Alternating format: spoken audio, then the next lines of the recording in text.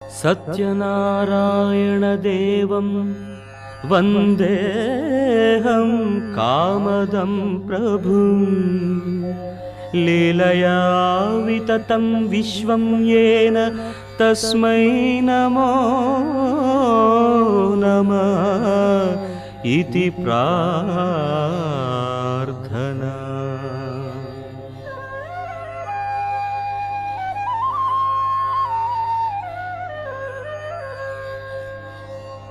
భగవద్భక్తులారా, తీర్థస్థానమైన నైమిషారణ్య వన ప్రాంతంలో సూత పౌరాణిక మహారుషిని ఒక రోజున శౌనకాది మహామునులందరూ వినయ విధేయతలతో నమస్కరించి, గురువర్య, జప తప హోమ యజ్ఞయాగాదులు ఆచరించలేనివారు,